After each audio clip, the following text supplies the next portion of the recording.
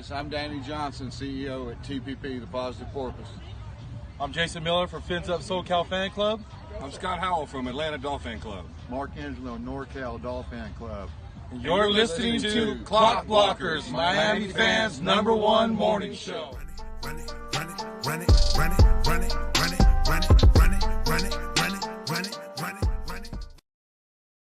What is up, ladies and gentlemen? Good morning, Miami Dolphin land.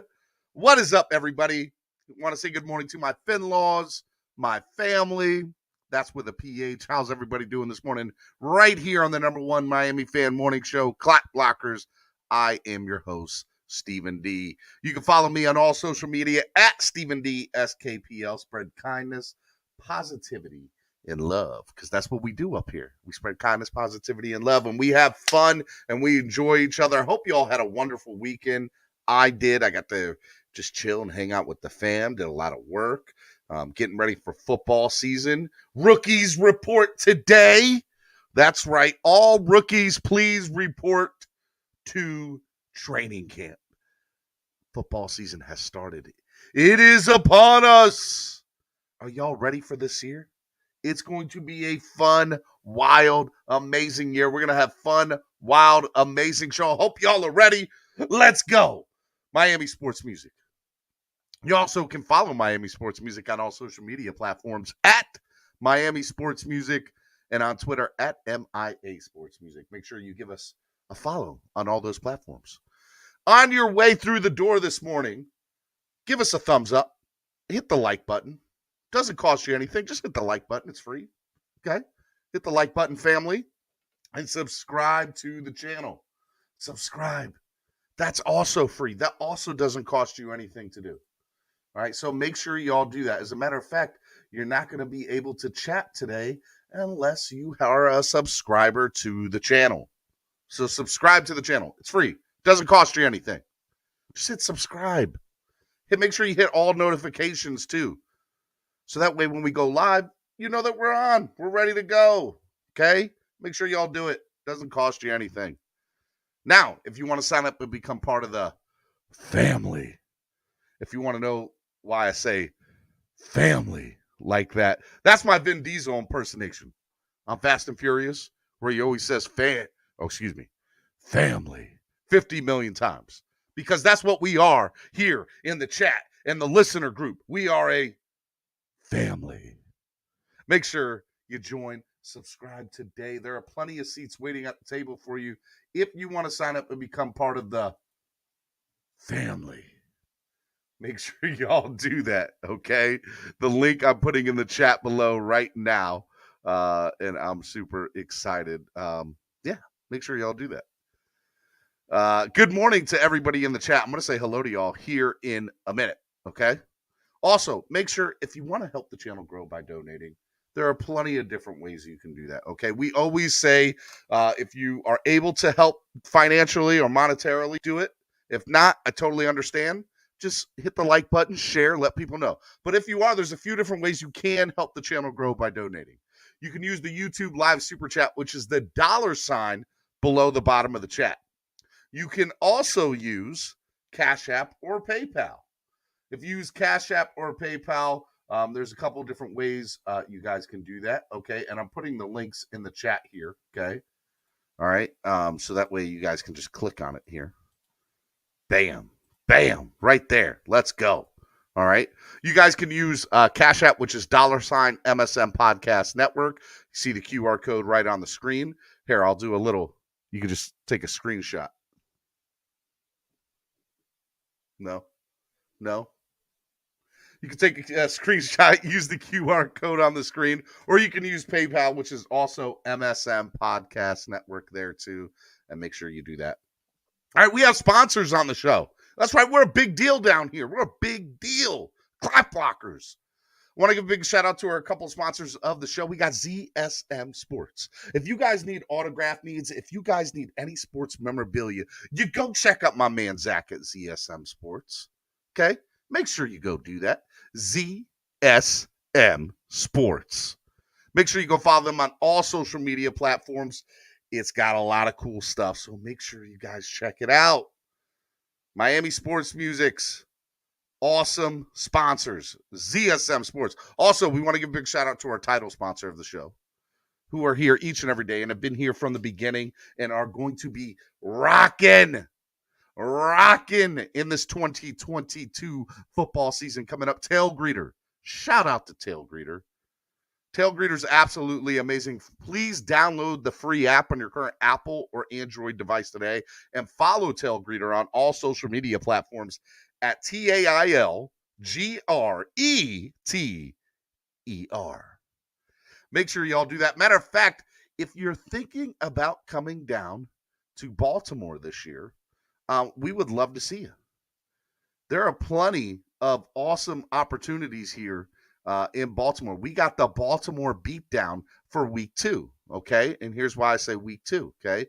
So week 2 is going to be the Baltimore beatdown, Dolphins versus Ravens. We got all you can eat, all you can drink tailgate tickets, and we also have tickets to the game that we purchased that we're also selling on our website as well. There's only 26 tickets left. So go now to tailgreeter.com, download the free app on your current Apple or Android device, put in Baltimore Beatdown. You'll see all the options. We got kids under 13 options for the all-you-can-eat tailgate. We got the tailgate. We're going to have all cool stuff. And once we get that sold up, we're also going to announce a party that Saturday night. Okay, so there's going to be a pre-party that Saturday night, and information on that should be coming out in the next couple of weeks. So just a lot of cool stuff. Just a lot of cool stuff we got coming up. We'd love to see you be a part of it. It's going to be a lot of fun. So it's Tuesday, all right? And Tuesday, normally we regularly have Daniel Oyefusi. And Daniel's going to come on Thursday. He graciously moved his day to Thursday to allow this awesome opportunity that we have today coming up. So in about 15 minutes, we are going to have the great, the one and only OJ McDuffie coming out. I'm so super excited about this. We're going to talk about everything. We're going to talk about college football. Okay, we got to get into a little bit of college football. We're going to talk about NIL. Because I want to get his, viewpoint. This is somebody who played college football in the early 90s. We're going to talk about super conferences. I want to get his thought. He played at Penn State. He played at one of the most prestigious college football programs of all time. So I want to talk to him about that. He doesn't talk a lot about that. I want to get into it a little bit with him with that. And then we're obviously going to talk about Don Shula. Playing in the 90s, playing for with Dan Marino, and we're going to talk a little bit about that. And maybe there might be, hold up now, there might even be a special guest to drop in during the OJ McDuffie interview. You never know. You never know who's just going to stop by the neighborhood and say hello. So be on the lookout for that. Keep on watching. I got a surprise for y'all this morning. Got a big surprise for y'all this morning. So that'll be really cool while we're doing that. And then we're obviously going to talk about rookies. We're going to talk about the current team right now. We're going to get into Tua talk. We're going to get into covering the team. We're going to get into the fish tank, the best podcast besides Clock Blockers. We're going to talk about Seth Levitt a little bit. We're not going to talk too bad about him. We're going to talk about Seth a little bit. And that'll be a lot of fun. So I'm super excited. This is going to be a lot of fun. Let me say hello to everybody that is in the chat so far this morning, because that's what it's all about, you guys. I want to say hello and good morning to Level 2 Noob. We're going streaking. No, we're not doing that, Level 2 Noob. We're not going streaking. Lamar Bennett. See, now he's got other people on board. Trucker Sean, Lakers all day, Flipside Fishing, Scotty, Miami Polk Fins, Mr. Polk is in the building, Green Rat. Who else we got up in here? Big Dougie B, Brandon Martinez. What's up, Brandon? Let's see here. Green Rat. He says, daggone it, Steven. The one time you start the show on time, I'm on 16. I still got 2 holes to go. Hard to tee off and listen at the same daggone time. I understand, Level 2 Noob. Life is hard. Life is full of difficult choices. Let's see here. Alan M. The Triple S podcast. What is up, Triple S? How are you, man? Guys, go follow Triple S on YouTube. Triple S podcast. Go give his channel a follow. Alan M. is in the building. Flipside Fishing. Good morning, Fins family. OJ McDuffie is the man. It could be 3rd and long, and the whole world knows we throw to OJ, and we still get the first down. Marino to OJ was money. True words have never been spoken, my friend. You're right about that. Alan M. says, I grew up watching OJ, love him, and what a great guy. What an awesome player. Can't wait to see him on your show.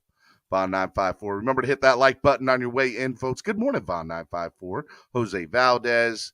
Who else we got up in here? Got to meet OJ at Slattery's last year. What an awesome person he is. He is. Who else we got? Cliff D is in the building. Big Dougie B.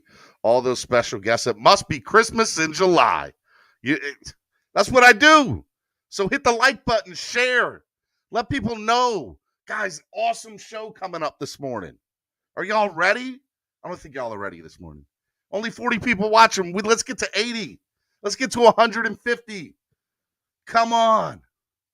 Adam E is in the building this morning. Scummy Gator with the new Jays. Streak. See what you started, level 2 noob. Cynthia Miami Smith. Good morning, Dolphins. Ronald Lyles. What up? How are you? Let's see here. Corey Walker. What is going on? Scotty says, I met AJ a couple times in person around town. He is amazingly nice. He's all right. OJ's nice. OJ is super nice. I am super excited. It should be a great show that we got coming up. All right, so the weekend obviously happened. Let's get into the weekend real quick while we're waiting for OJ to come on. Home Run Derby was last night. I know a lot of you don't watch baseball, but man, that was so much fun to watch last night. The Home Run Derby was back in action. The rookie sensation from Seattle, Julio Rodriguez, looked absolutely amazing. Made it all the way to the final round. Lost by 1 home run to Juan Soto of the Washington Nationals. Soon to be traded somewhere. Who knows where that's going to be. But yeah, so lost to Juan Soto in the Home Run Derby last night. It was a lot of fun. Albert Pujols, obviously a legacy pick to the All-Star team, got to be in the Home Run Derby last night. It was a lot of fun. It was good. I love watching the Home Run Derby and stuff like that. It always, and I think they've gotten it right. The only thing that I think just was a little bit better, shout out to Paris Love with the $5 donation. Thank you, Paris. I appreciate it, man. Was I just wish there was better coverage as far as like interviews and stuff. I remember when Chris Berman used to do the Home Run Derby, it was back, gone, Ken Griffey Jr. Like, I enjoyed when Chris Berman did the Home Run Derby. The excitement is not the same, but I would love to see just better people covering it. You know, there should be, former players announcing during the like they had Ken Griffey on for like 5 minutes after Julio Rodriguez hit. Like, why wouldn't you bring on Julio? Why wouldn't you bring on Ken Griffey during it? Now the Home Run Derby's in Seattle next year. That should be a lot of fun. But yeah, I enjoyed it. I thought it was good. What else happened over the weekend? Some crazy golf tournament happened. Level 2 New probably knows about it. It looked like Tiger Woods probably played in his last British Open. Yeah, so, I mean, look, that happened over the weekend. But I think people are just jonesing for NFL training camp. They're just ready for it. I'm ready for it. Rookies report today. That's such a big deal. The Atlanta Falcons, Baltimore Ravens, Los Angeles Chargers, the Miami Dolphins, New England Patriots, New Orleans Saints, New York Giants, and the New York Jets report to training camp today. At least the rookies do, to kind of get a head start on things. And the reason why I believe there's all that is that's because all those teams have new head coaches. So I'm just saying, should be a lot of fun. I think they get a week advantage. It's something to that effect. They get a week advantage or a week and a half advantage. So it'll be very interesting to see what they do with that extra time, and how they're able. Because look, we went through last 2 weeks, we went through with Daniel Oyefusi, the rosters on offense and defense. Now, if you want to go back and look at those shows, go back 2 Tuesdays ago and 1 Thursday ago, the Miami Herald, Miami Dolphins report with Daniel Oyefusi. And what was great about it is we came up with the decision that I think 4 rookies will make the team. 4 rookies in total will make the team. So 4 rookies are going to make the team. And rookies report today, what are you really getting out of today? You're getting a couple of guys who, like Channing Tindall, he's going to have an opportunity to get some more time in, which is great, right? And then there's a couple of bubble players in here that, Eric Eazy-E, he's going to get a chance to really get in there and learn some stuff. I'm excited about it. So guys like Eric Eazy-E from Texas Tech, Channing Tindall, those guys are going to get an opportunity to really understand the offense and defensive playbook, which is great, And so those are 2 guys that I think will make an impact on the team right away. And we're going to get into all that. We're going to talk this morning with OJ McDuffie about that. I am super excited about that. Yeah, Scotty says 2 rookies and 3 UDFAs will make the team. My prediction. Miami Falcons says Zaquandre White. Yeah, look, it's rookies, right? So Armstead Brandon's not going to get in. He's not getting in there yet. Channing Tindall, Zook, White, McKinley, Deesh are my call, Scotty says. You guys think that many rookies and undrafted free agents are going to make the team? Here is the reality of what I think we don't realize, and I'll talk about this more this morning with OJ, is I think there's going to be a couple of players that are going to make this roster that are currently not in the Miami Dolphins locker room. They're somewhere else. And we'll get into that as the weeks come. We'll talk a little bit about that this morning. And that'll be a lot of fun to discuss too, because I think that there's still players not on this roster yet that are going to make this team. And then there's going to be players that have made this team the last few years that were kind of shoo-ins that all of a sudden now are bubble guys or might not get in at all. Myles Gaskin, Adam Shaheen. What about those guys? Do they make the roster? It'll be very interesting to see. I don't think there is room for those 2 guys on here. So we'll have to see about that. Level 2 Noob says, how about them Panthers' new alternative black helmets? They look pretty sweet. They're not as cool as the Miami Dolphins throwbacks, though. Nothing's better than that. Some should be on the practice squad. I agree with that, Miami Polk Fins. I think, my idea with the practice squad is, and I talked about this again last week with Daniel Oyefusi, is how much do you show on film of some of these guys to allow the rest of the league to look at them? So, you only got 3 preseason games this year. That's going to make a difference. We'll talk a little bit about that with OJ. OJ, if I'm correct, played in 5, maybe even 6 preseason games in the early 90s. So that'll be very interesting to see.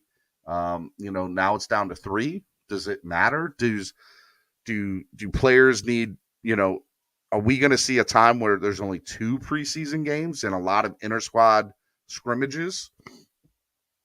That's where I think we're headed, because I feel like that 3rd preseason game is pretty much guys who don't make the NFL roster. And now you have these alternative leagues. I'm interested to see where the XFL goes this year. XFL has a relationship with the NFL. So all these practice squad players, will they be able to play in some sort of program will that allow them to go play in the XFL? Mark my words. I think that's something that you'll see this coming up year. Guys who didn't dress for an NFL team this year but were on a practice squad.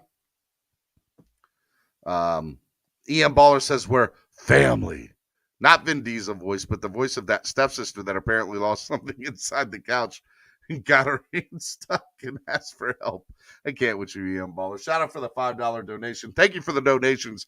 Keep them coming in. You guys can use Cash App or PayPal or just use the YouTube Live Super Chat, which is the $sign down at the bottom of the chat. Is there anything in particular you guys want me to talk to OJ about? Put it in the chat. # Ask OJ. And I'll try to get that question in sometime during our interview this morning. That'll be a lot of fun too. Miami Polk Fit. Paris Love says, my brother, good job. You're awesome. OJ is the man. I believe so. Level 2 Noob says, I was at the Colts game in 93 when OJ scored his first NFL touchdown, a punt return for like 60 yards or somewhere around there. Yeah, we're going to talk about that too. We're going to get into all that. All right. So get your popcorn ready. Make sure your drinks, make sure you've used the bathroom, whatever it is, just make sure you are ready to go because we're about to have a great time this morning. Okay? We got a big show coming up for you this morning. Without further ado, let me bring on the man, the myth, the legend from the fish tank, the better half, I think, I'm not going to put Seth down like that. I love Seth. Okay? But the other half of the fish tank, Mr. OJ McDuffie is in the building. What's up, baby? How are you? Good morning, dog. How you doing, man? Good, man. Good to see you. You too, bro. I'm glad we finally made this happen, man. A little miscommunication on my part, man, but look at us. We're on it now, bro. Right on time. We've been like running into each other in like the same circle for like 3 years, and I'm like, you got to come on the show. No, all right, I'll come on. We got to come on the show, and it's so funny because now I've had the podcast for like a year now, right? And I remember running into you at the MetLife takeover, which was so much fun. That was a lot of fun last year. That was for sure.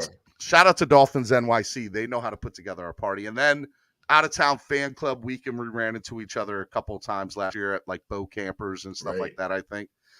God, just this year is going to be crazy. Yeah. I got the Baltimore beatdown. You got the MetLife takeover. There's stuff in Chicago this year and also the West Coast for 2 weeks. Yeah. I mean, it's crazy. It's going to be a crazy year. Are you not pumped up? Yeah, and you know what, man? It's so crazy. You talk about that schedule. It's a crazy schedule against some powerhouse teams and some classic teams and tough road trips. And you would think the Miami Dolphins won the Super Bowl last year, at least went to the AFC Championship, right? The way they got it scheduled out. But man, this might be the team that can handle such a schedule, man. It's gonna be interesting for me to see all the teams that come in here.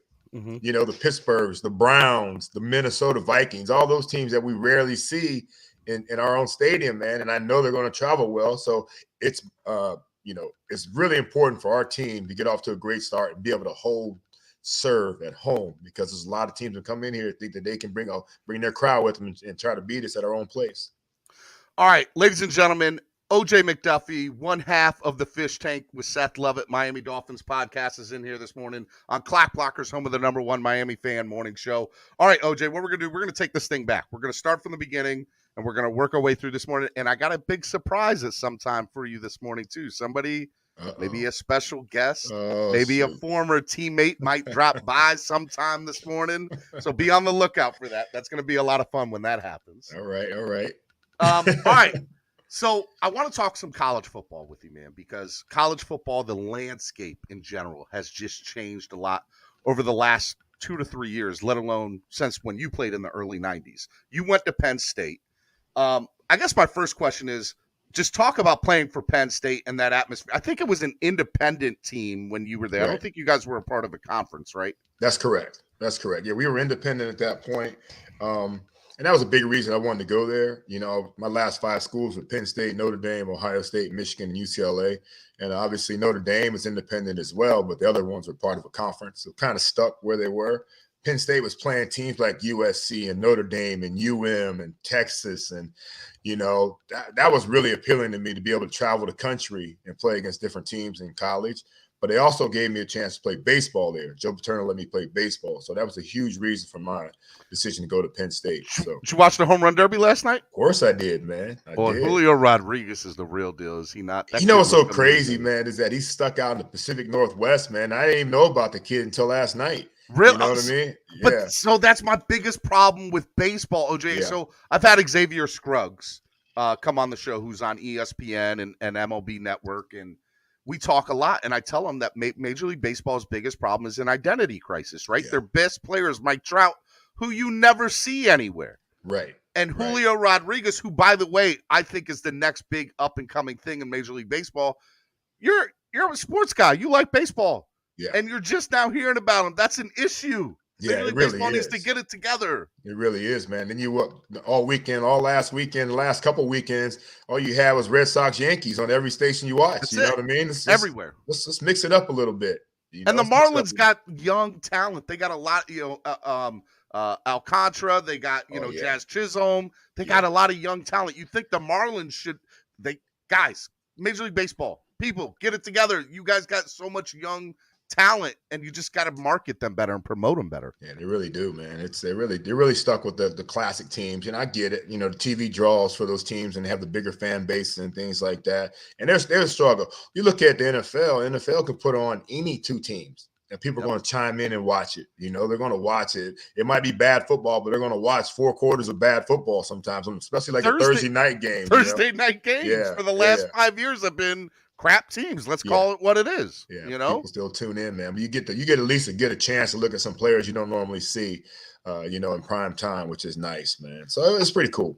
I think a big reason for that, though, OJ, is gambling and also having fantasy sports, and it's such a big thing within the fan base that I'm gonna watch the Detroit Lions, who've been perennially bad year after year because I got Calvin Johnson or whoever, right? Now, or Matt Stafford. Now but I don't think football has ever had that issue because of things like that. They knew how to This one thing I'll say about the NFL: their marketing is best of all the 4 pro sports, and besides maybe UFC. Yeah. Well, man, I tell you what happened. That you're right about fantasy football is what put it over the top, man. Fantasy football put football over the top because it drew that interest you're talking about, not necessarily in Detroit Lions, but the running back or the wide receiver, not necessarily the Seattle Seahawks, but their quarterback or their defense or something like that. Look, my wife was in 3 different leagues and she doesn't even really get into football like that. She's a commissioner in 1. You know what I mean? So imagine all the she's won the big league, the big boys league one time, man. So that interest alone tells you what it's done for a lot of people that really aren't into football, but they love the idea of fantasy football. How many offices, an accounting office has a football league in their accounting department? You know what I mean? Things like that you'll never see for any other sport. So yeah, fantasy football has been huge for football. All right, let's go back to college real quick because there's a couple things I don't want to get away from that. Super conferences, and we'll get into NIL here in a minute because I want to get your take on that. But is that where football's headed, or college football's headed, like 6 huge super conferences? Because the rivalries are kind of like gone from the conferences now because teams have switched leagues so much. Now we're hearing like UCLA and USC are going to leave their there's just so much. I feel like college football, where it's headed now, with the playoff system that it has, is we're going to get 6 super conferences and all these other college football teams. I don't know what's going to happen to them because I feel like we're going to get these 12 to 18 team super conferences. Yeah. Do you like that? Do you think it's good for college football? Do you think it's bad? Yeah, I don't like it. I think but you know what though? Think about it. All these other conferences have been battling the SEC and the Big Ten. You know what I mean? So if you can't beat them, join them, and you look at when it comes to the college playoff system, who gets the nod more often than not? The SEC, then it looks at the Big Ten, then it looks at Notre Dame. You might throw in a team from the ACC, but nobody out west really gets that type of love. So in order for them to start getting that type of love, they've got to join these conferences that are getting that type of love. And I like traditional football. I grew up in the Big Ten country. I'm from Ohio. I went to school in Pennsylvania, which eventually Penn State, as you talked about, became a Big Ten team. Yep. But I grew up in the Big Ten, and it was 10 teams. That was it, And then we became 11 with us. And then you add, Maryland and Rutgers and all the other teams they started adding. Now UCLA and USC. This super conference thing is going to kill some of the teams that can't draw, And you talk. We're going to talk. Yeah, we say we're going to talk NIL later. I think NIL hopefully can possibly be the equalizer of some of these schools.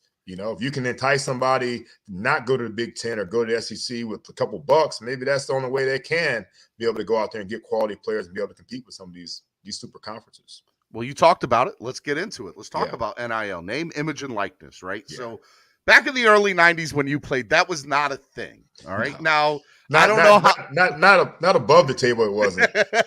Now, below the table, it might have been. Table, I'm sure it was. Right now, I've talked to plenty of NFL players over the years, and they always look off the record, and even some on the record to say, "Look, I was offered money, I was offered cars, my parents were offered housing, whatever the case was, I was offered these things." Now it's okay. We got guys at the University of Miami in the college basketball program, OJ, they're going to make $6 million this year. Yeah. And we got players in SEC football that are going to make $40 million this year. Like the number, like there's no cap. Right now it's the wild west, right? There's no regulation to it. My first question is, how do you feel about NIL? And my second question is, don't you wish you had it when you played for Penn State back in the day? Yeah, I've talked a lot about NIL stuff, man. And I'm all for players getting their money for their name and likeness, right? Like back in the day, if you saw a Florida Gator 15 jersey hanging on the rack, didn't have a name on the back, but you knew who it was, right?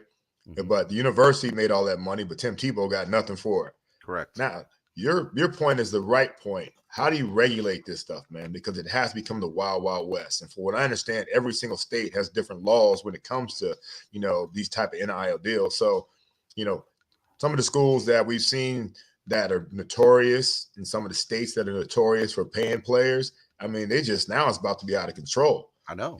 And then some of the other, more conservative, less flashy states that don't have the same type of money or same type of rules, it's going to be hard for them to bargain with some of these kids when they come in with already negotiated. I mean, I heard there was one kid that was like asking $100,000 just to visit the 5 schools. So that's $500,000 right there. And then start negotiating there what he wants, to be there, If you can get it, why not? Like if you're able to get it.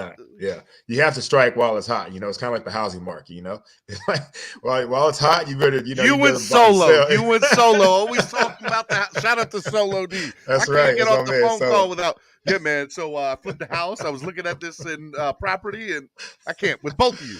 That's right. That's right, man. We got to burn it on both ends, right? Got to keep it moving, man. But yeah, I think these kids, man, they should get something. But man, how do you control it is the thing. My whole big thing is this, man. What's your motivation now? If you're leaving, now there's some high school kids too that are going to get paid. You go to college.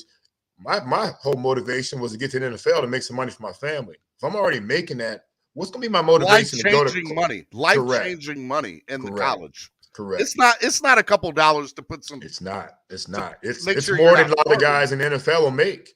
It's more than a lot of guys in the NFL will not make that kind of money. And you got guys that are going into high school with that type of money. Think about it. I mean, I'm not sure what the minimum is, but it's like 500,000 maybe. Then you'll go up to 700,000, then 900,000 your first 3 years of a small rookie deal in the NFL. You got guys in college that are making that in the first semester in college. Well, so it's funny because Nick Saban, I don't know, did you see the press conference a few weeks ago where he was upset about it? Mm-hmm. Now, what I personally feel he was upset about was losing out on recruits for his program, because he finally has to actually go do some real recruiting. Right. Now, that's just my opinion, and maybe I'm a hater, but that's fine. I'm a hater too. So you're right. Hey, keep it coming, bro. But he's not wrong with it either, right? Like he's in somebody's living room saying, "Hey, come play for my program. Look at what I've done with running backs." Look, I mean, come on. We could just name the running backs in the NFL that have played for Alabama, but now he can't do that no more. Now Texas Tech or the University of Texas or Ole Miss or whoever is able, or heck, even Mississippi State, right? They're able to get into these places and say, well, we'll pay you $1 million to come play for us. And that's a kid that is, maybe a single family, whatever the case is. Whatever the circumstances are, yeah. Right? Yeah. They're not turning down $1 million. No. They're not doing it. No, they can't. The mom and dad and grandma, whoever, they're not going to let them turn that down, right? Correct. And that's the thing about, think about schools in Texas. Every school in Texas has got a couple billionaires on there, that went there. At least the alumni board. Yeah. Yep. Oh man, so they've got money. They got deep pockets, man. Every single school probably has a billionaire or a couple time millionaire, a couple. Yeah. You know what I mean? So they've got to really go try to get these guys to ante up. And I think it's crazy that that a lot of times that they were doing it back in the day, it's kind of a handshake. Now it's like, you know what, they can show brown paper bag. Here's a couple dollars under the yeah, table. Yeah, now they can show up with a briefcase now if they want to, and it's all legit. All right, so I went through some of your stats in college, and I went and looked at some of your quarterbacks. You played with Kerry Collins at Penn State. That's my guy.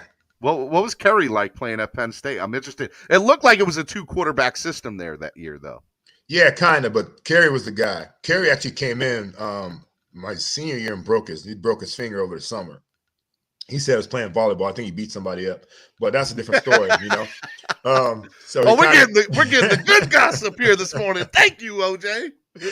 So I think he got a slow start that year, which I was so pissed at him because we had big plans. I had big plans with him as my quarterback, And so towards the end of it, or halfway through it, he got healthy, man, and that's when we started, doing the things that we love to do and throw the ball around the yard. Incredible quarterback, incredible arm.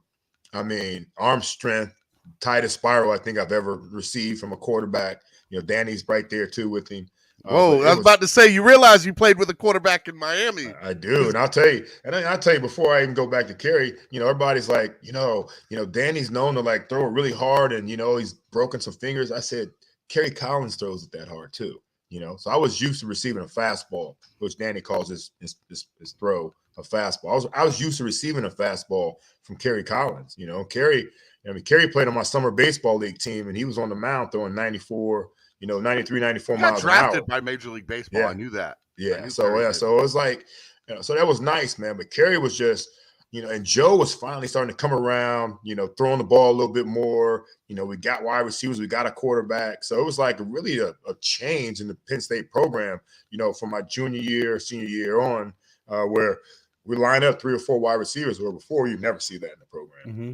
No, I agree. And it's funny now because there's no way 2-sport athletes look.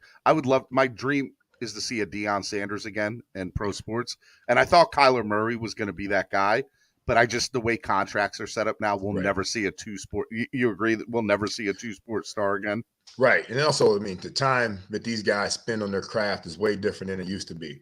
And these guys, there's no off season for football players or baseball players or basketball players. They're constantly playing that one sport, kind of like Florida sports. All these kids, they play one sport year round. You have to do that nowadays in the pros in order to compete. So I think for a fact that it's going to be nearly impossible for guys to be able to play 2 sports at the pro level.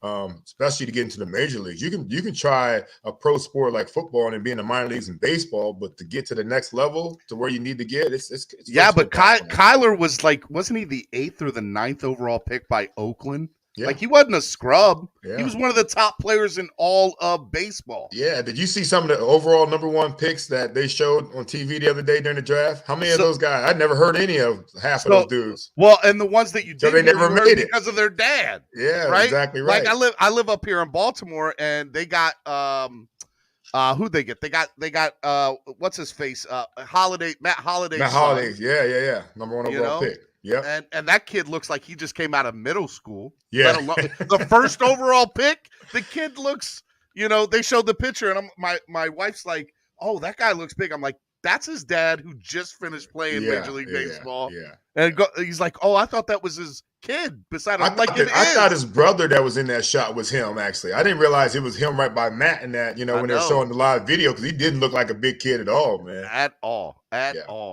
And then, of course, Elijah Green, my man, Eric Green's son. That's my dude. I've been following him for the last couple of years, man. Andrew Jones's kid, Drew Jones, who, by the way, I think is the best player in the draft. I think that kid's going to be amazing. They've got the pedigree, man. They've got it, man. And I watch Eric and talk to Eric a lot, man. Me and Terry Kirby, every time Elijah does something or has got something going on, Eric would send us a group text message, man. So I knew that he was he was something special. Got a chance to watch a couple games on TV, and so it really is like the pedigree for a lot of these kids is starting to show. But it's really strange that you got Andrew Jones and Drew Jones with baseball, but you got Eric Green football, and his son's a baseball player. Mm-hmm. And I think that's going to be you're going to see a lot more of that. You're seeing a lot of that. You're going to see a lot more Vernon Carey's son, right? Basketball, the basketball player. Yeah, so it's weird to see football players that played back in our day kind of actually steering their kids away from football and other sports, but they still have that work ethic, that talent, and that body type to be able to play pretty much any sport. Well, you brought it up, so I'll at least bring it up before we start going into Dolphins talk. Like, did you steer your kid away from playing football, or how do you feel about kids? Let's at least discuss it. CTE, stuff like that. Has that stuff changed your mind about kids or your kid or whoever's kid playing football? No, not at all. I mean, I honestly, my kids didn't play football because I only have one vote out of 3. So it's me, the wife, and their grandmother. And your mom. wife has 2 votes. You don't realize the grandma gets the 3rd vote, and they all steered our kids away from football, other than me. So baseball became our sport. My kids played baseball their whole lives, and like I played baseball, so I was cool with them playing. I just wanted to play a team sport and something that I knew I could coach them with. So that's why we went to baseball. And you played college baseball for years. Yeah, did I? Yeah, you played college baseball. What position did you play? I played center field, and I got drafted by the Angels after my sophomore year. And the money wasn't NIL money, so I said, I'm going to hang in there. He said, I'm going to stay here at Penn State. I'm going to try this football thing out, see if it works a little bit. Damn right I did. I sure did. All right. So let's get into Miami Sports Music's #1 Miami fan morning show. Clap Blockers. I'm your host, Stephen D. I got OJ McDuffie, the great, the legend, the best podcast besides my podcast. There you go. Okay. Fish Tank. Fair. That's fair. I've been enjoying. By the way, let me just talk about that. Your podcast started 3 years ago? 4 years ago. And now you guys are just running things, man. You guys got great content right now. Shout out to you and Seth. Yeah, Big Seth, man. Big Seth's had a vision for a long time, man. And where it's morphed, where it's come from, we're doing the first podcast with guys like Channing Crowder on my pool table in my house. Mm-hmm. You know what I mean? And no room for leg room. It was awful. It was pretty bad. So now being, but that's how it is. It grows. Yeah. It evolves. Yeah, and now to be able to use the Baptist Health Studio that we have at over at Dolphin Training Camp, man, it's definitely changed into something really special. The video content of it all, the YouTube content, so of course the social media part of it all, and and the guests that we're getting, being able to get current guys and coach and all those guys, man, it's been eye-opening. It's been shocking to me that we've gotten this far in the podcast game. And we got in a while ago, and I'm glad you're in it, man, because there's a lot of space for great talent like yourself, man. And that brings different stuff to the to the table. People want to listen to podcasts. Radio is a dying breed. People don't have time to sit there and listen to commercials half the time in the ride instead of some content. So good stuff, bro, for sure. I appreciate that, man. You're gonna make me cry. Don't make me cry, OJ. Yeah, don't cry, man. Don't do that this morning. The Oprah thing. All right, man. Let's get into this team a little bit. So when you played, first thing I want to talk about is you punt returned, you kick return, and you were a wide receiver. There's a huge argument on my show that I've had for the last few months now, talking about Tyreek and Jalen Waddle returning kicks. And everybody's like, if you pay somebody that much money, or if that person's a first-round draft pick, which, by the way, you were, okay, if you don't put the best person on the field at all times, including kickoff and punt returns, are you not hurting your team? Like, I feel you should do it. And I've gotten, 80% of people get mad at me for saying it. And I'm like, what are y'all talking about? That's 6 to 7 plays per game where you have an opportunity to get somebody that can change the field or even score for that matter. Yeah. I mean, I'm going to go with your 80% guys, though. I'm sorry. What? Steven. I'm going to go with those OJ, guys. you were the guy that was going to help me. I was like, OJ did it. He's going to be on my side. Yeah. Well, I did it at the beginning because they did draft me to return kicks at the beginning. And the reason I returned kicks and not play as much offense because we had Urban Fryer, Mark Ingram, Tony Martin, Duper was in camp at that point. Mike Williams. We had so many good receivers that I was expendable at that point.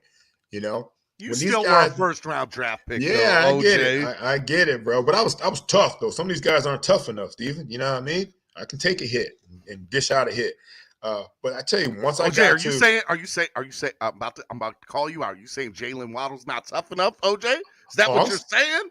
I'm saying he's tough, but I'm saying why should he take unnecessary risks? He's already going to take some risks on offense. So why take? And I'm going to tell you, punt return has got to be the craziest thing to do, don't you think? Punt return is the craziest thing to do as a player because all of a sudden you're looking straight up, while these guys are coming down at you, 10, 11 guys coming down at you with your head straight in the clouds looking at a football where you can get destroyed if you don't make the right decisions. So why put a guy back there that, that you're counting on to give you 70 snaps a game for just 5 opportunities? Why give up 5 or 6 extra plays per game, OJ? Because here's my problem with it, OJ. Let me explain it. Okay. The special teams is part of the game. It's not like it's gone. They're trying to phase it out. I get it. I understand it, but it's not gone, OJ. Okay. And so if I have 5 or 6, 7 plays a game to change the field, to give my offense a better opportunity instead of starting at the 20 or below, or the 20, to start at the 35 or 45, or heck, maybe in their own field. Like Waddle and Tyreek are such game changers on that side of the ball. You should use them for that. And I feel like it only helps your team more. And as far as the pushback that I get, why risk that person getting hurt? That person can get hurt on 3rd down. Yeah, but the same way. But if you eliminate some of the risk, which I just told you is the most dangerous play in football, and the kickoffs are the most dangerous play in football, why not eliminate that? And then on top of that, just get rid of it altogether. How many guys have you seen? How many punt return touchdowns have you seen in the last decade? I mean, look. Now, come on. How many kickoff returns have you seen for touchdowns? Yeah, but if you have a Devin a Hester, don't you? I put Devin Hester back there because he's not going to be my starting top wide receivers. You know what I mean? And I'll put him back there all day. And I argue that I think Hester was never utilized in the right position on wide receiver. You gonna say that to like 5, 6, 7 teams that had an opportunity to figure it out for him?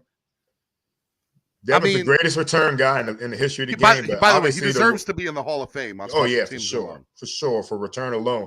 But I mean, you got to look at some of the other teams and what they've tried to do with him, a receiver.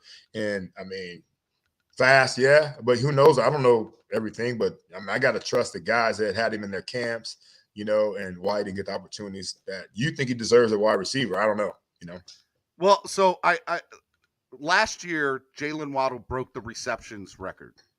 Okay. Does Jalen Waddle's receptions go down this year because of the McDaniel offense that's going to be implemented? I think his receptions go up because of Tyreek.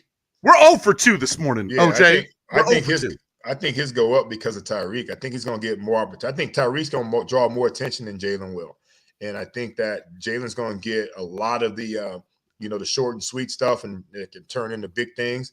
But I think the Tyreek effect, Tyreek's numbers are going to go down. And it's going to be, you'll think that, wow, he had a better season in Kansas City. But I think you won't even be able to measure.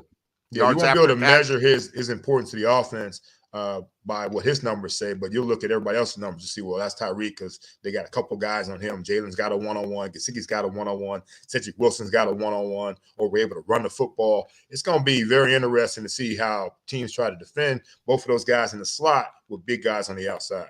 Okay, so let me bring up Eric Easy out of Texas Tech. I think is going to be big, right? And there's going to be a couple. Mm-hmm. Yep, and there's going to be some. Actually, hold on. Before we get into this, hopefully maybe this person is on my side, because right now, OJ, I figured you were going to be all about everything I was saying. You have disagreed with everything I've said so far this morning. I don't know what's going on with this. All right, let me bring on somebody now. You guys have been in the same huddle before. Okay. You guys have definitely hung out before on a couple of my shows, actually. Okay. So without further ado, let me bring in the man, the myth, the legend, Mr. Richmond Webb.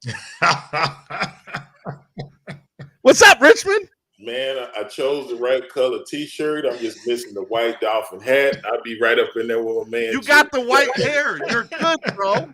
Still got that good hairline, too. Look, you still got a good hairline, man. What the hell? OJ wears the hat because the hairline's gone. That's right. What it is. That's right. It's missing. It's missing, Big Webb. What's up, Big Webb? How y'all doing this morning?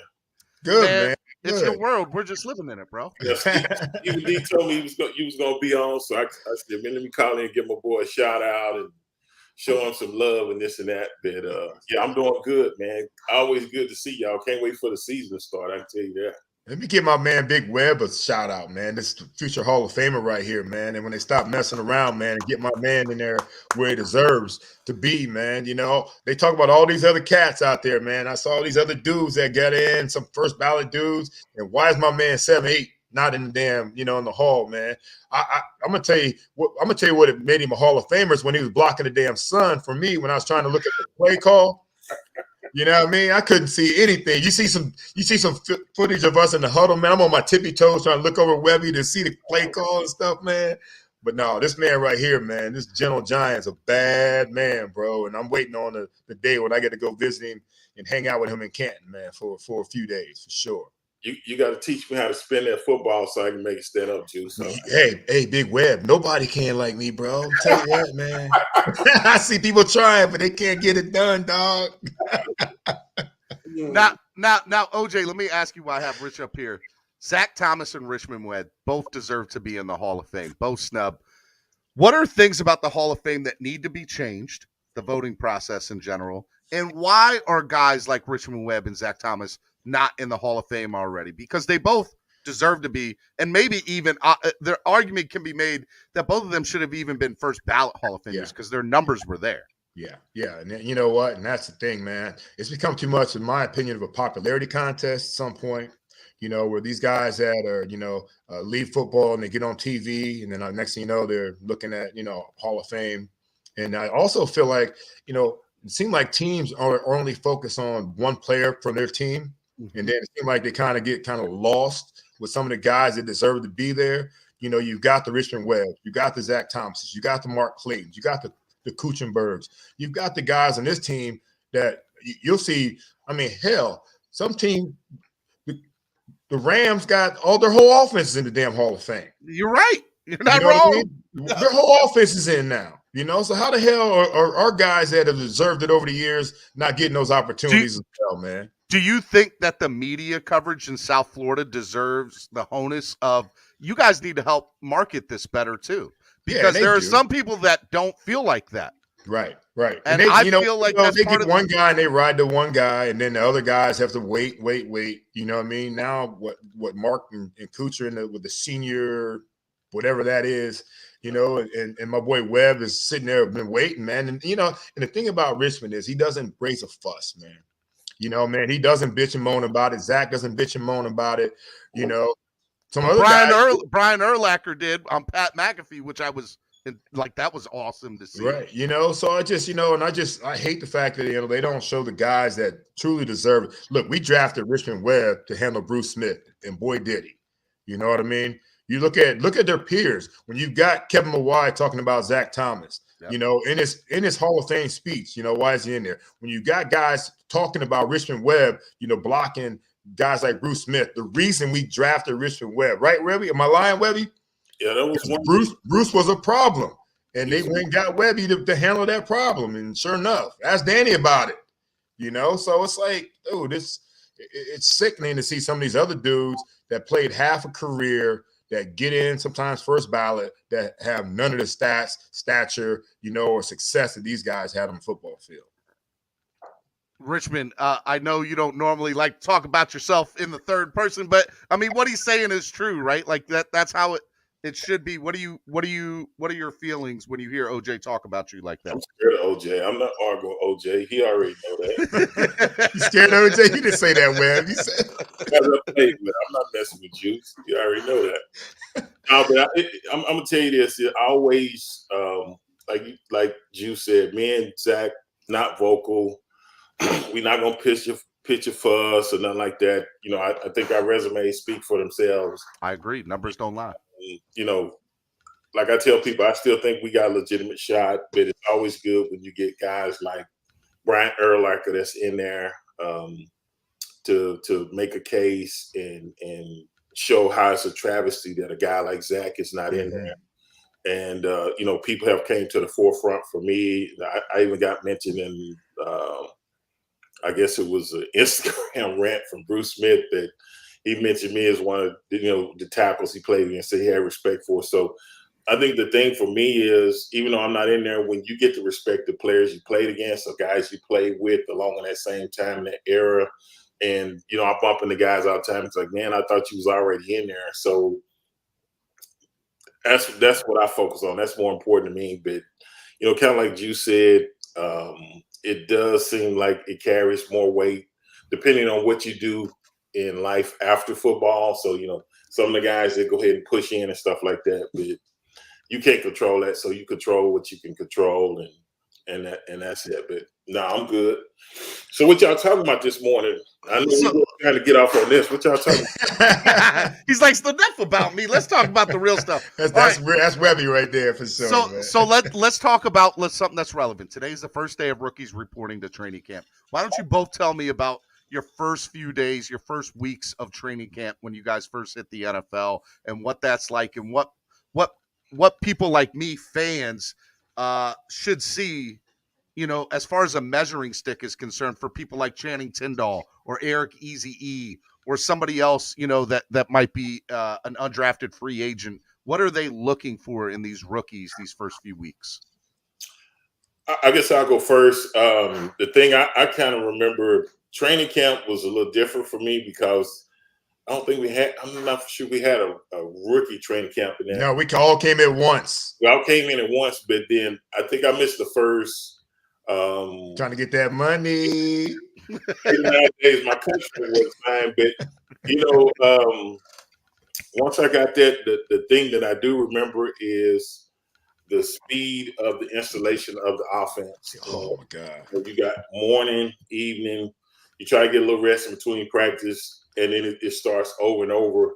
And then for me, I had to adjust to the speed of the game because it was quicker. I mean, you would see a hole open up, but it closes right back down. So with trying to learn the offense, remember everything, this and that, it was a lot.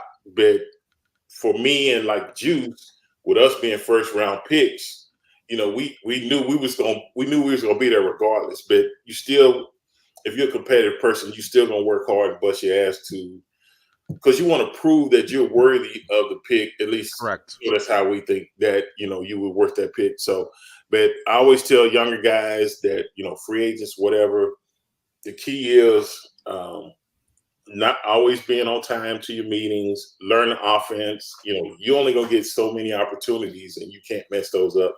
And then other things I say is try to make the team on special teams. If you can play special teams, a lot of time that makes the decision on who they're gonna keep, especially when you're one of the guys that's toward the bottom of the deal. That's gonna make it harder decision. Do we keep this guy? Do we keep this? Well, this guy can play special teams, punt return, kickoff, stuff like that. That plays a huge factor in a lot of times, you know, what guys they keep and what guys they don't. So that's some of the advice I try to give some of the younger guys when I get an opportunity to talk to them. Yeah, well, you know, Webby didn't have to worry about no damn special teams, Steven. That's for damn sure, man. He's on, you know, on field goal and extra point. I don't know who the hell he's trying to fool up in this damn thing, man. You know, I had to earn my bread on special teams at the beginning, man. You know, so I'm gonna tell you one thing that, you know, and maybe I don't know, Webby might not have, because Webby's still cool as hell. But my ass was nervous as hell, man. You know what I mean? Even as a first round draft pick? Damn right, man. It was like you walk in the locker room and you see Marino, you see Byers, you see Jay, you see all these guys you play Madden in your dorm room or your college apartment. You know what I mean? Now they're on your team and you're on their team. You know what I mean? That was nerve-wracking to me, bro. And then coming to South Florida, you know, a lot of these kids learned it the hard way too. It's a different heat down here. You know, it was my first couple of days, man. Richmond's from Texas. He knew the heat. It wasn't. It was a different heat, though. Tell him, Webby. What makes Miami, and it does get humid here, but it seems like in Miami, and I don't know if sometimes I used to wonder, Coach Shula had control over the weather. He did. He did. I'm telling you, it would rain for about 30 minutes or something, and it would stop right before we would get ready to go back out, and the sun would just come out. And the humidity just it was like a sauna. It was like a sauna. Sauna in here. Yeah. And you'd be praying for the rain to keep going, and all of a sudden it just stopped. And she would say, okay, let's get ready to go. Like, yeah. Oh, And then Webb, you know, in the new facility, the old new facility, you know, you look out there, we're eating lunch and we got practice like 1 o'clock, and it's like, oh man, there's no way we're gonna practice on that. It's like a lake out there on the field, and then all of a sudden they turn the pumps on and all the water's gone. Get out here and get in this heat. Shula was not playing, y'all. So all right. So I'm trying to figure out where to go. You said something that I thought you were talking about nervous walking in. You both were in the huddle. You're as rookies with Dan Marino in the huddle. Is that like one of the most intimidating feelings in the beginning? And also one of the things that we talk about a lot, and we'll get to Tua here in a little bit because we can't go a conversation without talking about Tua. Okay. Is it when Marino takes control of the huddle or yells at you, is it disrespect, or do you get he's just trying to bring the best out of you? What was it like to have Marino maybe yell at you for a wrong route or a missed blocking assignment or something like that? I want to know how you really felt. Well, I think you learn that over time.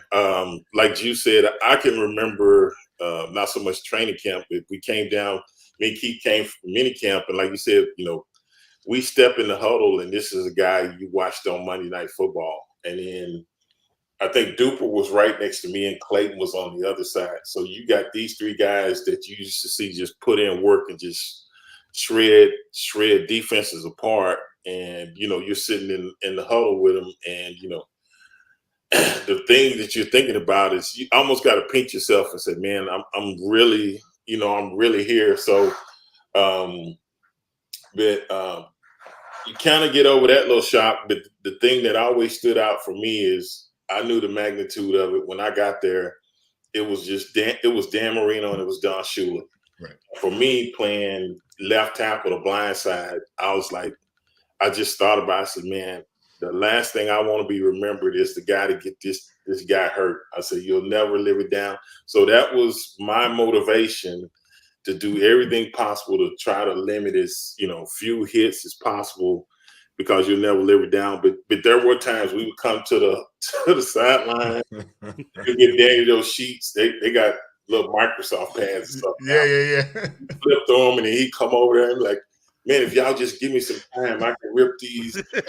Just give me a couple more seconds, Rich. Little more time. My time on TV, they said, man, he's yelling up this and that. And that's what I'm talking about. You know, we get on the plane, we're on our way back home, and it's like, it's not new. But when he first yelled at you, you be like, man, what's up with this dude? You know, you really realize how intense he is when he's playing. And I think this is before Juice got here, but I think the first game it might not have been the first game, but the game that always sticks out, Juice, I think we were playing in Cleveland, your hometown.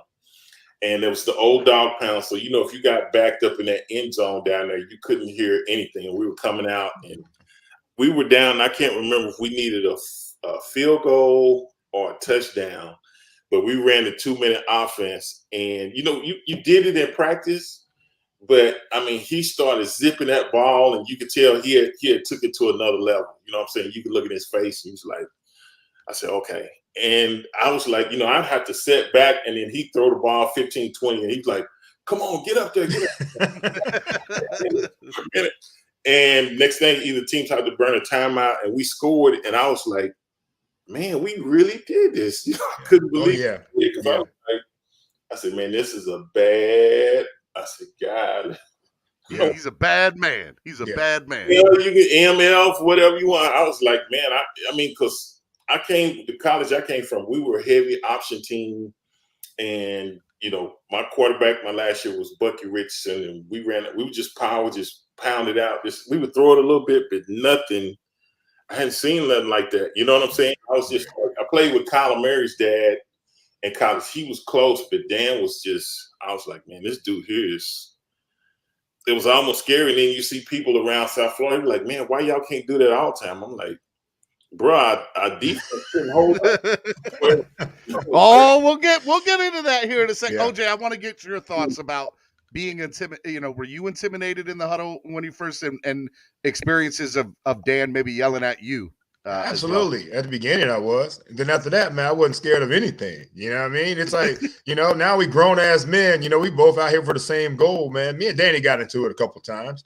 you know, and you ain't gonna be talking to me like any way you want to, Danny. That ain't gonna happen. Well, at the beginning, he yell at me and I'd be quiet. But then when he leaves, I'll be talking again. I'll be talking again. You know, that's at the beginning, you know what I mean? But then, you know, once I got older and became I'm gonna tell you some of the funny stuff, Stephen. You'll see Danny yelling at somebody on Sunday on TV. And then, of course, the commentator's like, oh, McDuffie must have ran a wrong route because Danny's been in the league for 15, 16, whatever years it is, you know. And then on Monday, we're looking at film. It's like, oh, Juice, you know, I see what you see now. But tell the commentators that. Tell the million people that are watching the game that. You know what I mean? That I was right and you were wrong, Danny. Never you know what I mean? Dan's fault. It was always OJ's fault all the time.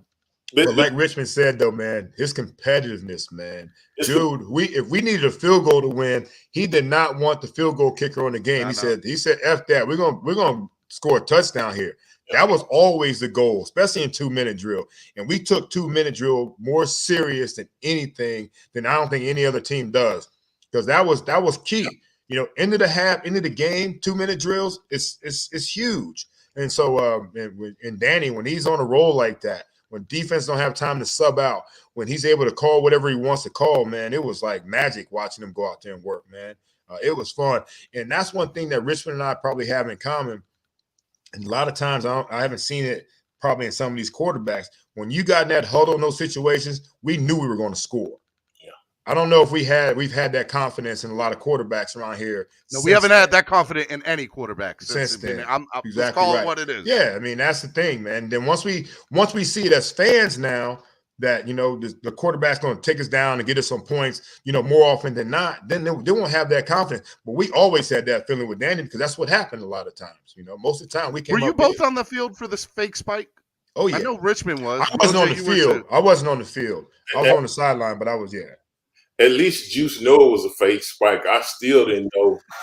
See, that's the problem. Let's talk about this. Is perfect, Stephen. Let's talk about this because we've talked about this, Webb. It was in the memes. We talked about this, and the left side did good though. The left side did good. The right side was the one that busted, and instead Danny got hit. We showed it here last time Richmond came on, and Richmond gets up looking like he's like on the street in New York City. Yeah. He didn't know he was at MetLife.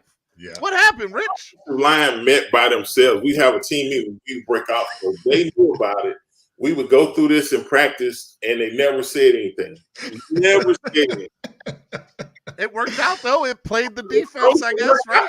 I can take. You played your role, Richmond. I'm good. Don't let OJ steal your shine. You were on the field. Man. Don't let him steal your shine. They like their little separate meetings, man, so they can sit in there and hobnob and, you know what I mean, and not pay attention to the most important play, one of the most important plays in Dolphin history.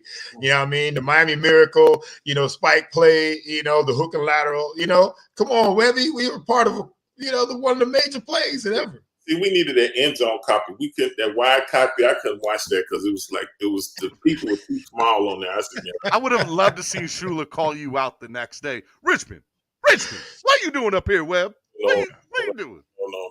You don't want to get called up by Shula. So let me ask you about that. Did Shula didn't hold back? Like we all heard the stories from the 70s, right? Like with Zonk and Manny Fernandez, the alligator story is I need a good Shula story from both of you.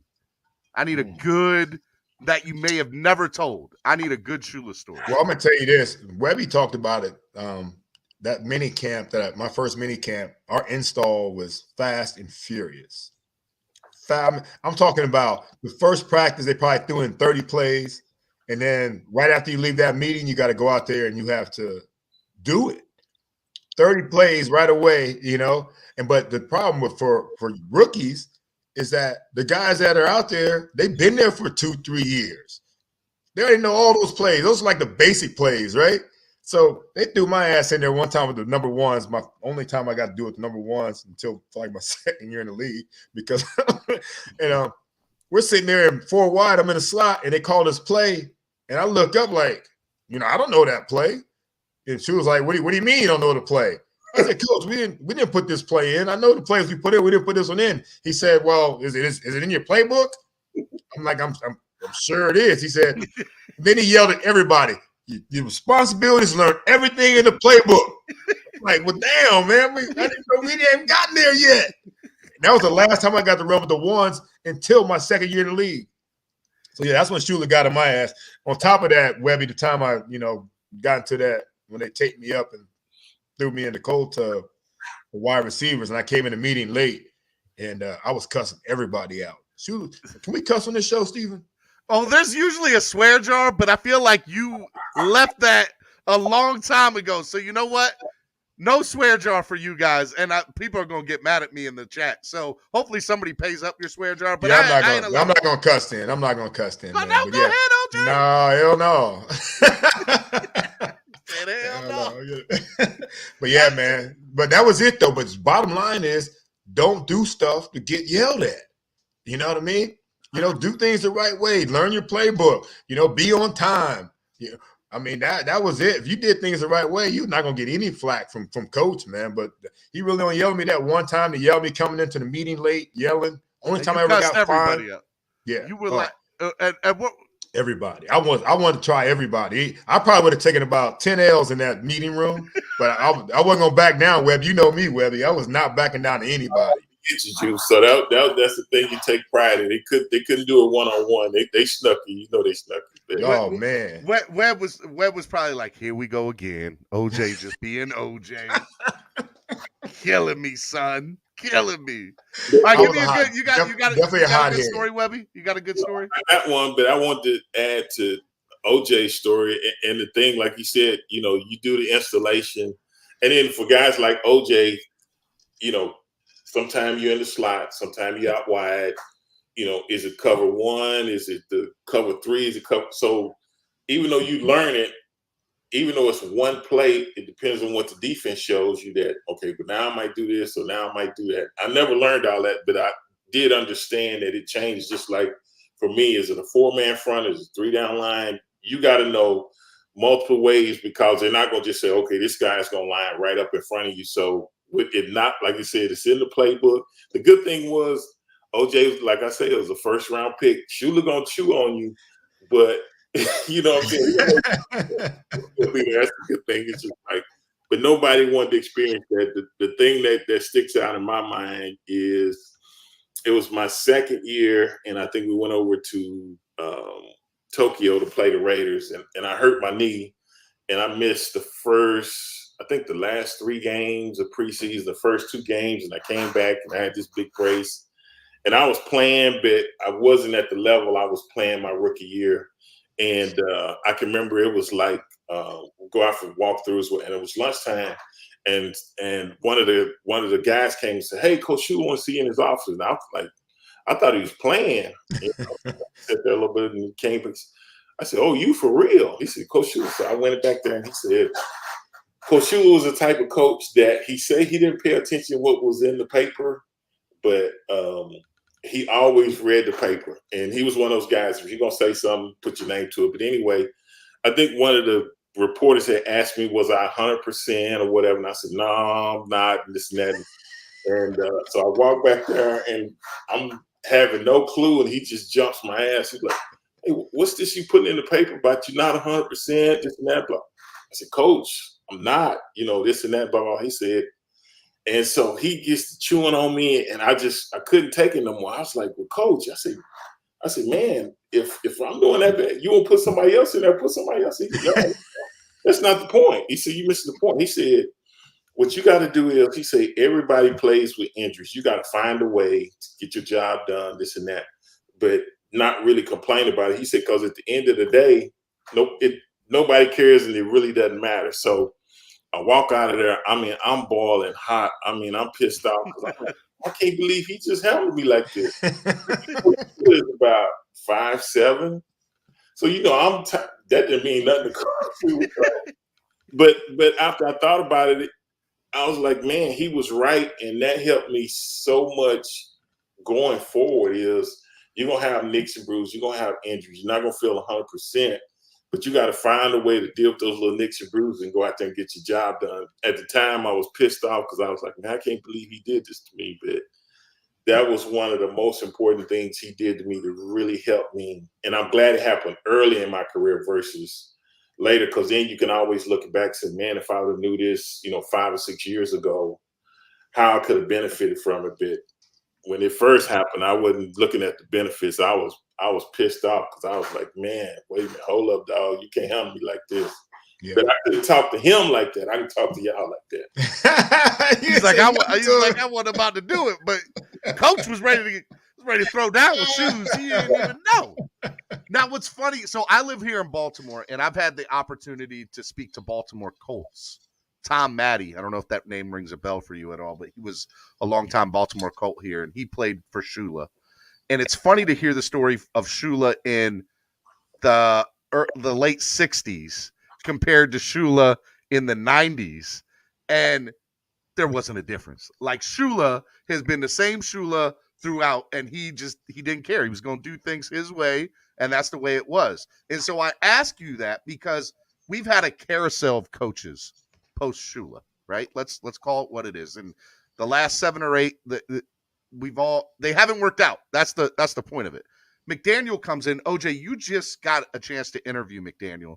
Are there any similarities in McDaniel that you see to Shoes that you're like, you know what? This guy's got something that's unique, that's different, that maybe I haven't seen in the last 7 or 8 head coaches here, but it reminds me of Shula a little bit. Yeah, not yet. I mean, honestly, I think I say it all the time. He's like the Silicon Valley edition of coaching right now. You know what I mean? It's more like the Google, Amazon type of deal where, everybody, it's really a positive atmosphere. Not that ours wasn't, but it was just a tougher way of doing things back then. Going from Paterno to Shula, these dudes are hardcore. You know what I mean? They'll MF you, real fast. Joe Paterno didn't, because Joe Paterno never cursed. None of his staff was allowed to curse. But when I got to the NFL, that's the first time I ever had a coach curse you out. Yeah. Not necessarily cuss me out, because I still throw these hands on him. You know what I mean? You still got to show me some respect up in this thing. Put some respect on my name. No, I'm just playing. Who's your wide receiver coach? Who was your wide receiver Larry coach? Seipel was my first wide receiver coach. He never cursed me out, but he was our punter back in the day, the fake punt in Pittsburgh. So he was a wide receiver coach. And then I had Robert Ford, which probably taught me more about receiver than anybody my whole life. But yeah, and he didn't cuss at all. He called me a clappy. You big clappy. He didn't use any 4-letter words, man. So he was all great. What do you think Wes Welker's going to do with these young guys being the wide receiver coach? He's going to vibe well with them, man. Wes is going to be so good with you. He won't curse him. I think he's got the same personality that Mike has, and I love that, man. Mike is, and even Shula's, even Tua's talked about it, how even when he feels he's had a bad day, Mike always finds the positives out of it that, that keep him motivated, keep him going. Whereas before, he said throughout all of his football levels, high school, college, of course, Nick Saban, and of course with Coach Flo, that, mistakes, they get amplified by coaches yelling at you, and that's honestly, Webb, you tell me if I'm wrong, that's football.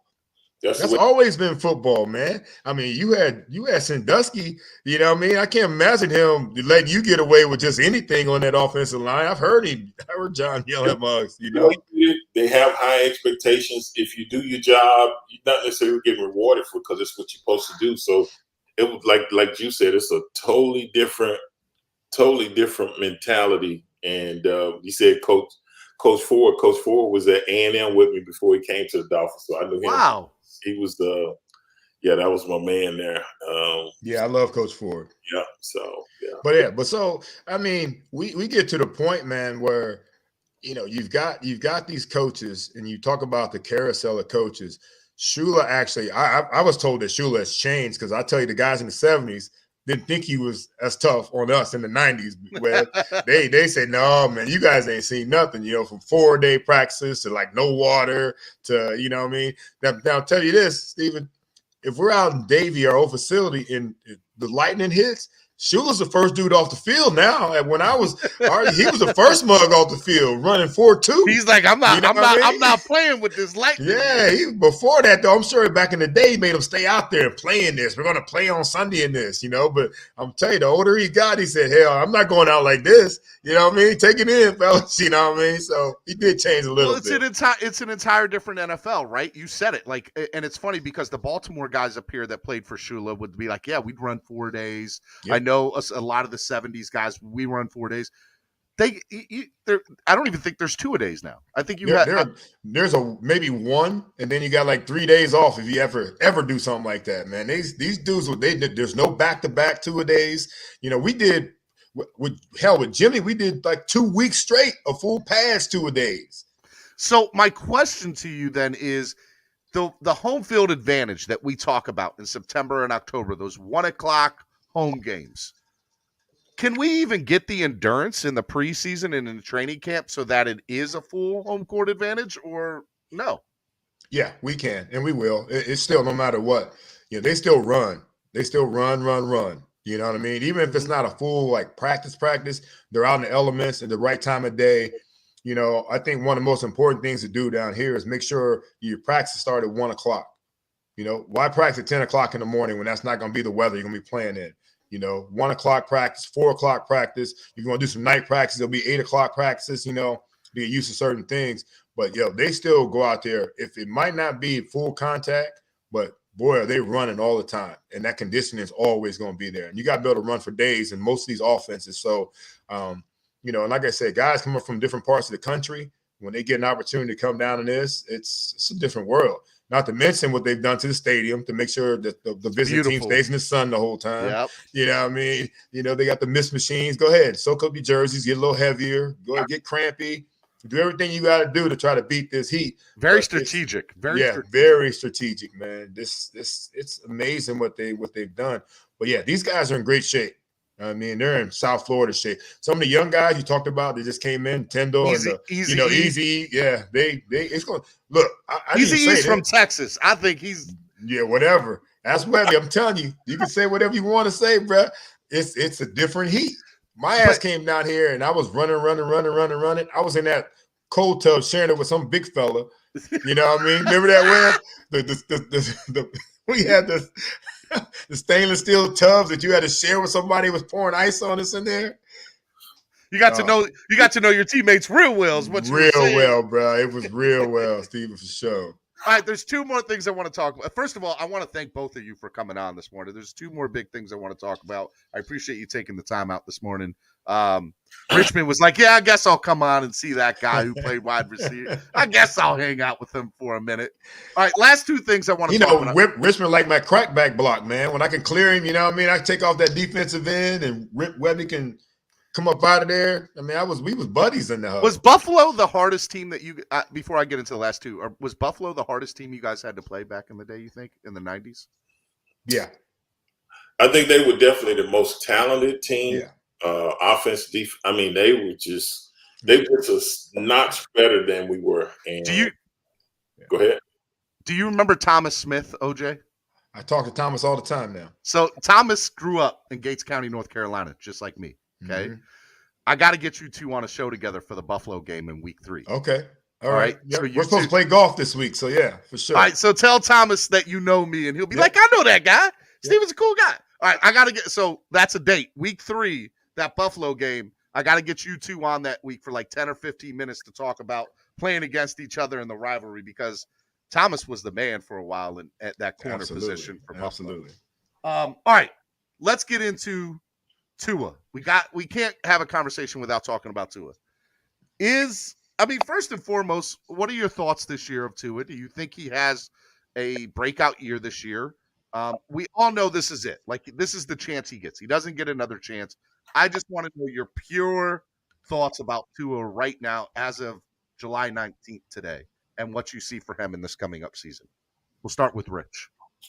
I think it is his breakout season. I think with the weapons, they surrounded him with, I've never questioned his work ethic or whatever. With Coach McDaniels, if he brings in the type of offense to show what his skill set is and give him, you look at the player and see what he really does well and put him in positions to win at a higher percentage rate. I think that's what Coach McDaniels is going to do. I never questioned his arm. Like I said, I watched him all through college. It was just, he had that injury. And then even his rookie year, I kind of questioned why we played him at that moment, because Fitzpatrick was playing well. And I was like, just let him get healthy a bit. This is just not the way it works. And then last year, It was just 1, 2, 3. Throw the ball fast as you can because the offensive line. It finally started coming together a little bit toward the end, but early on he was just running for his life. It was like I just always said you couldn't evaluate him, but with Do you think Applebaum, the new offensive line coach from Boston College, who, by the way, I don't know if either one of you know this, top 10 offensive line in college football the last few years. Mhm. I think I have said this on my show vehemently. He's the best offseason acquisition we got. That includes Tyreek, was Matt Applebaum. I'm telling you, I think he's going to do wonders for this offensive line. What do you think about that, Rich? Definitely got to get that fixed. No matter offense or defense, it starts up front in the trenches, and if you can't stop anybody up there, it's going to limit what you can do offensively or defensively. So I think that was a great addition, but I got high expectations. I'm not saying he's got to throw for 4,000 or 5,000 this year, but I think with the weapons we got, this and that, if we execute and play the way we play and our defense plays consistent the way we did last year, we should be a playoff team and win a couple of games. Anything can happen once the playoffs start. But as long as we're not hit with a ton of injuries or whatever like that, everybody stays healthy, I think it's going to be a real good year, and I think the fans are going to be real happy with the Dolphins, Tua, and the rest of the guys. Yeah. I feel like Tua's in the best situation he's been in since he's been here. Honestly, you talk about the talent level. We've got depth that we haven't had before. And let's go back to last year real quick, Stephen. You're talking about, in Richmond, you're talking about, getting rid of the ball because of the line. But let's also look out there and see the wide receivers were absent the whole time. Only one that showed up every game was Jalen Waddle. The rest of the dudes were hurt on the sideline in their feelings, whatever was going on. We only had one receiver that was consistent all year long, and that was Jalen Waddle, the rookie. And I'm glad that they didn't affect him in a negative way coming into this season. Now you look out there and you got Jalen Waddle, you got Tyreek Hill, you got Cedric Wilson, you bring back P-Dub and all those guys. Easy Easy. Boy, I love IceCombat, man. I'm looking forward to seeing what he does for us. It's another, hell of a draft. But then you look at the offensive line. You get Teron Armstead, you get Connor Williams. You've got some guys on the offensive line everybody thought were bad offensive linemen, but look at their athleticism. I think more importantly, we talk about Matt Applebaum, you talk about Frank Smith, the OC, all these guys they brought in all have O-line experience. You got a guy in Mike McDaniel that is, knows about the run game, coordinating. So it's not about more Tua, it's about what they've done around Tua. And this is going to make it a lot easier for Tua to be successful. The run game, Chase Edmonds, Raheem Mostert, you got Sony Michel. Imagine Miles Gaskin's coming back. Imagine the competition that's going to be in training camp. And we've got a fullback in Ingle. We got all kinds of things that the emphasis is not going to be on Tua throwing the rock. It's going to be the emphasis is going to be on us being able to run the rock, and then Tua is going to be able to throw in more advantageous situations, a lot of one-on-ones, a safety down in the box. And then not to mention, we brought the whole defense back, including Josh Boyer, the DC, which gives us an opportunity, honestly, for the defense to still be dominant. But the offense can move the ball, and the defense can come in fresh all the time. It can be a fun-ass season, man. It really can. It will be. And it won't be a matter of can Tua throw for like a lot of yards like Richmond was talking about, but can he get the ball to the right guys in the right situations, and we're an effective offense. And I think that's definitely going to be the case. OJ, that is exact. You said it on the head. You hit the nail on the head, but you also said why I truly believe Jalen Waddle's numbers go down. There are way too many options and weapons on this team that he's going to distribute the ball every which way to Sunday. Did you even say Gesicki's name? Because I feel like you still got Gesicki there too. Yeah, I would never diss Penn State like that, but no, I didn't say his name. But yeah, he's going to get the opportunities as well for sure.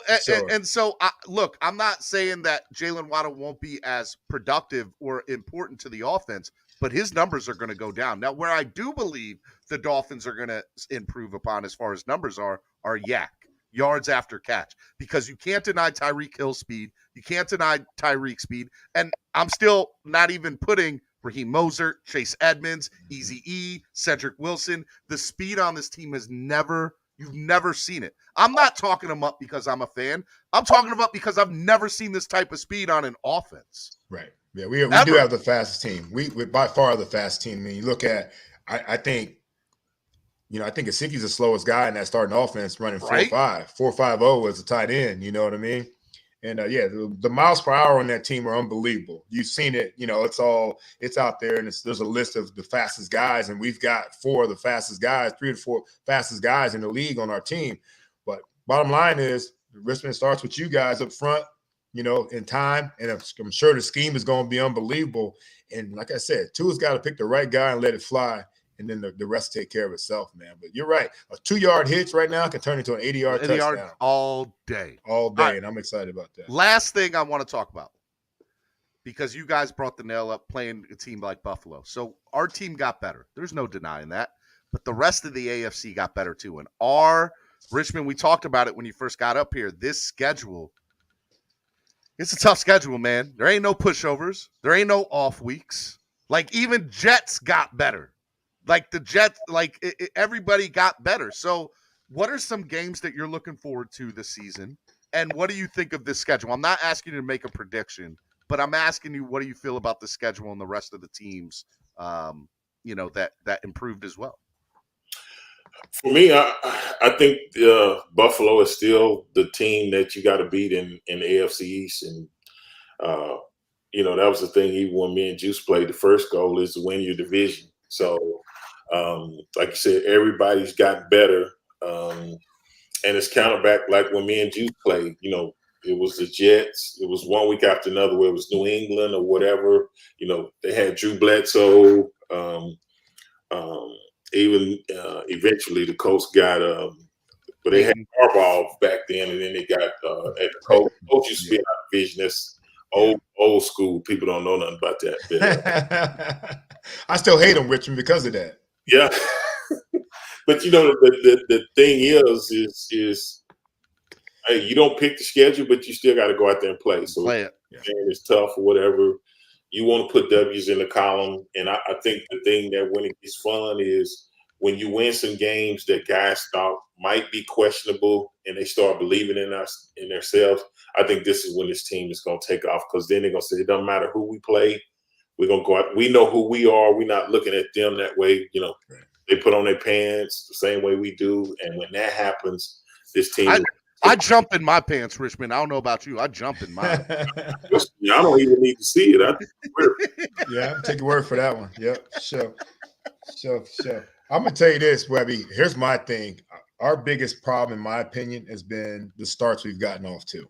Mm-hmm. And so New England, the first game at home is critical. That's got to be a must-win. Yep. That's got to be a must-win.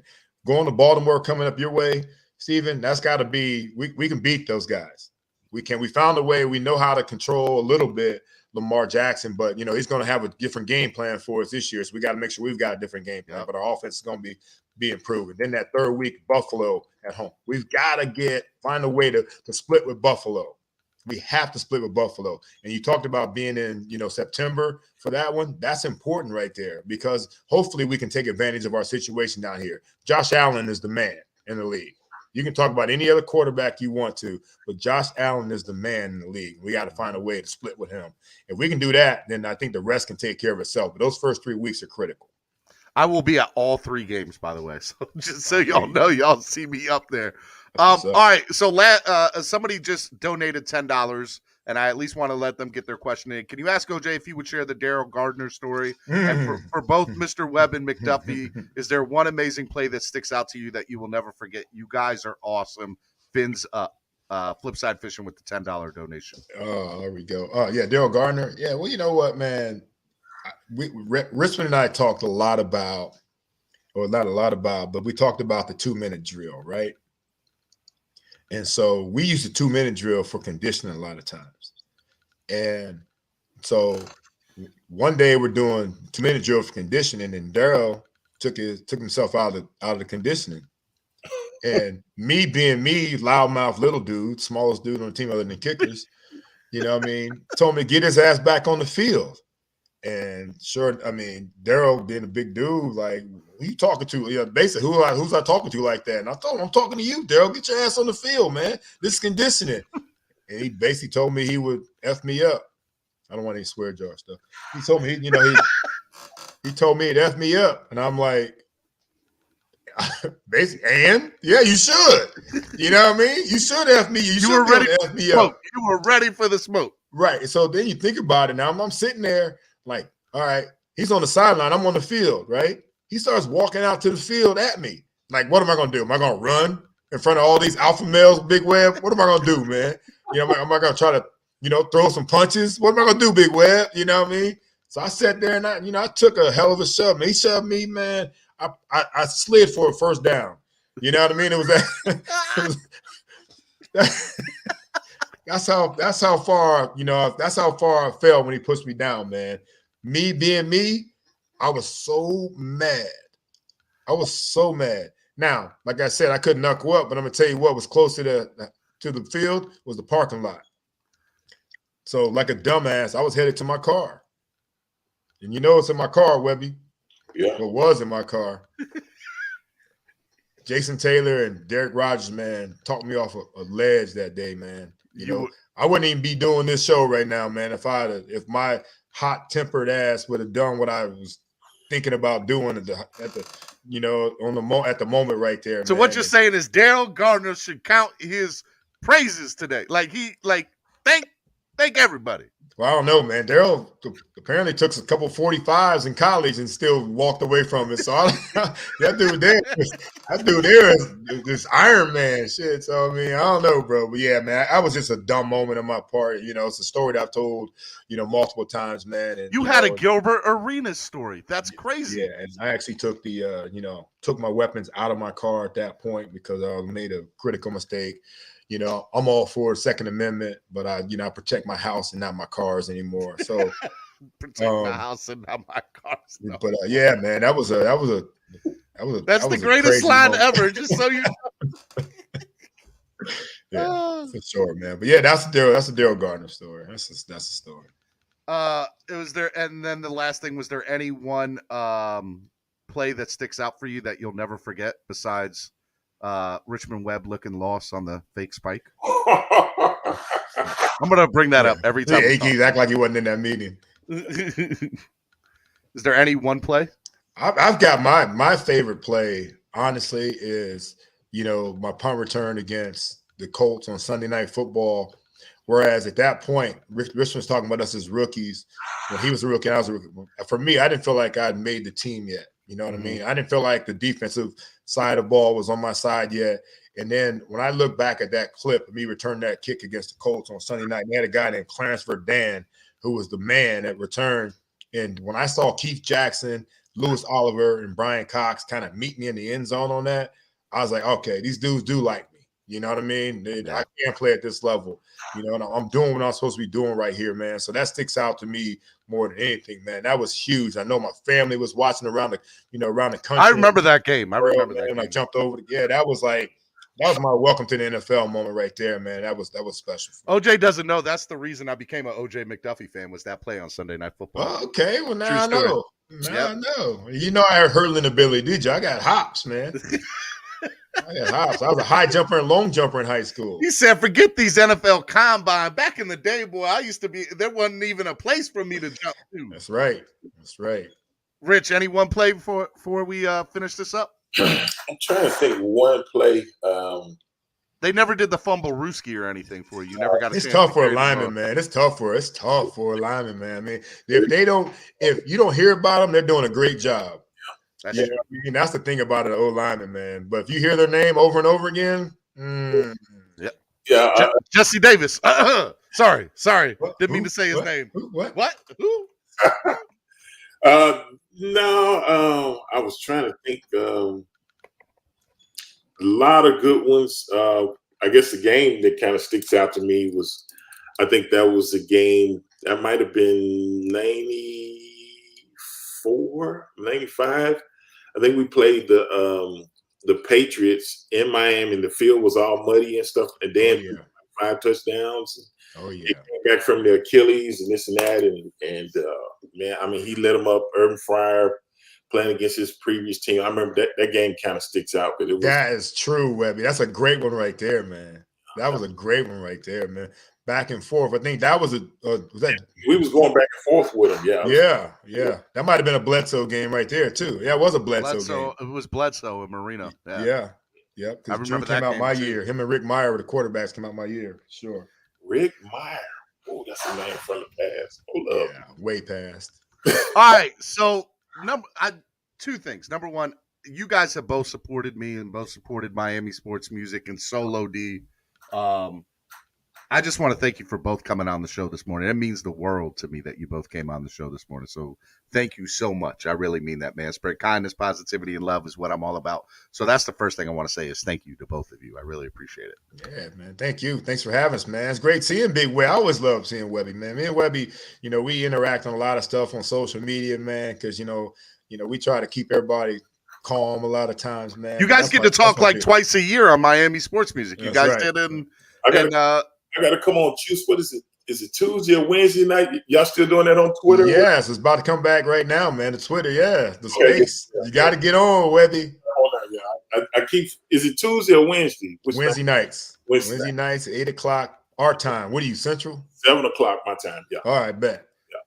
Yeah. Got to make that happen. And Richmond, are you coming to any games this year, man? What's your plan for this year, man? He said, "No." Nah. What you mean? No, you better get your ass down here. Well, no, I think in October I'm trying to get him to come to Baltimore. They're having the this is the 50th year for the 72 celebration. team. Yeah. I definitely be that. And then I got a good buddy, huge Dolphin fan. Never met him personally, but he's getting married in Miami in November. So I think that's the second. Wait, whoa. Let's go back. You got a good buddy that you never met, but he's a huge Miami fan. Okay. All right. Yeah. I want to go. Okay. I'll tell I'm sure he will be like, yes, OJ McDuffie, you can come to my wedding too. Let's go. Hey, them places get expensive down in Miami, bro. I wouldn't be mad if he said no. OJ, I was about to be like, whose couch am I sleeping on this week? Right. Bro, I'm telling you, it's been crazy. Like, we're not even going to go there. Anyways, right. What do you got coming up on the fish tank, man? What do you got coming up? Shout out to Seth, by the way. Yeah, for sure, man. Yeah, we've got a few in the tank right now. I mean, we got some, I guess I can let a little bit out. We finally narrowed down Tim Bowens. Woo! Timbo was great. He was great in the tank. Did it? Yeah. Oh yeah, I got it locked. Tim was so good, man. And Tim has been really instrumental in the editing of it. He wants to make sure that so what you're saying is he says some stuff like pop the trunk story. Because I was that's a good clippable story right there, OJ. Yeah. Did he tell his similar story that you just told Juice on the show? I don't want to spoil it, but did he go into how you just told the story about Darryl Gordon? Did he tell you that story? Yeah. Oh yeah. Okay. Well, you got to wait for that one, Steven. So you got to wait. Yeah. So Tim was great. We had Rob Conrad on. He's coming out. Did he talk about him swimming in that whole ordeal? Did he talk about that story? Bro, it's way more incredible detail than you've ever heard. Oh. I mean, Seth and I sat there like getting jaw chills. drop. I'm getting chills even thinking about it right now. It's incredible. We only heard the basic stuff of that. When you hear it in the tank, wait till you hear it in the tank, man. It's like unbelievable, that story. Hanging, because it's kind of at the end of the pod, and man, oh man, we sat there it was incredible. I'm excited for story, that one. man. And I loved Rob Conrad. He was so good. Absolutely. That's why I'm excited a couple for other dudes, man. But that's where we're at right now. We got a couple guys in the pipeline, which is always good. We're recording.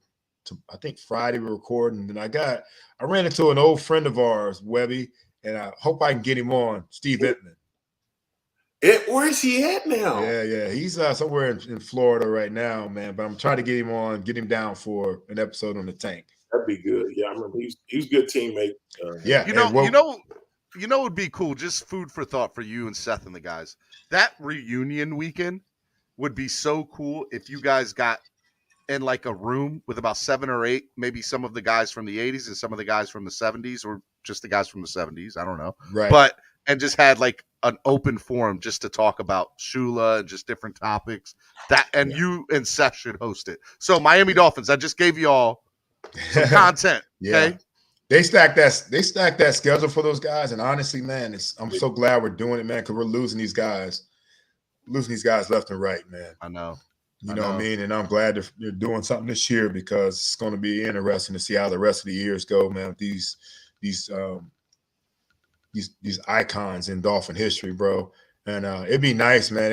The Dolphins have done a great job with us in this podcast. Jason Jenkins, you know, and Nolan. Yeah, and Nolan. Jason's a great guy. Yeah, they've been giving us the best opportunities ever, man. Nat Moore, of course, always with our alumni guys, man.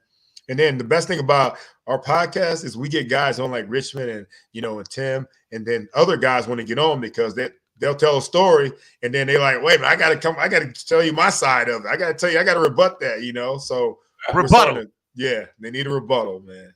So it's been pretty cool, man. OJ, you're the man. Richmond, you're the man. I love both of you guys. Seriously, you guys have both been very impactful on my career, and it means a lot to me that you guys took the time, a lot of time this morning out of your days to just hang out with me and share some stories. So I'll have you back. OJ, you and Thomas, week 3, the week of, I need you both on for 30 minutes in the morning time. Deal. And tell Thomas I said Gates County. Let's go. Gates County. All right. I love you guys. Be good, man. All right, boss. Thanks a lot, Steven. See you. All right. Miami Sports Music's #1 Miami fan morning show, Clap Blockers. I am your host, Stephen D. That was so much fun. I hope you all enjoyed that. That was, whoo. How do you get all that greatness on one morning show? Absolutely amazing. That was the best interview we've ever had on the morning show. Shout out to OJ McDuffie.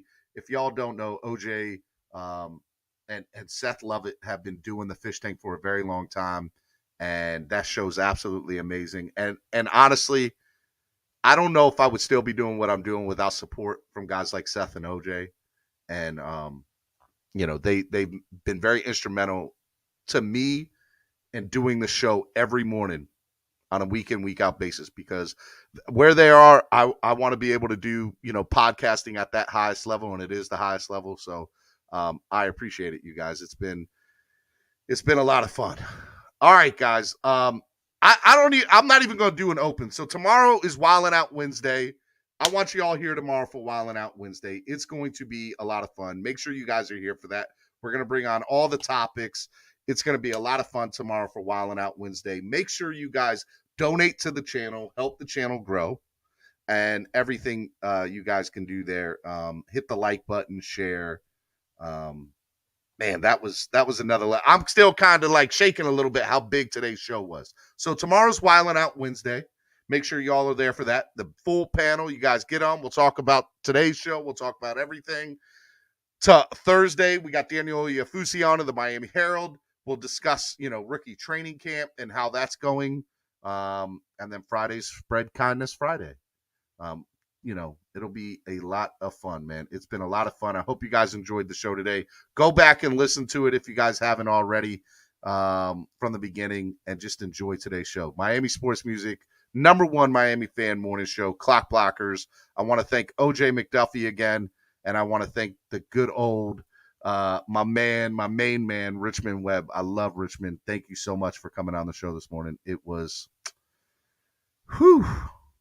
awesome. I love it. All right, y'all. I'll see y'all tomorrow. Miami Sports Music, #1 morning show, Clock Blockers. We'll see y'all tomorrow. Peace.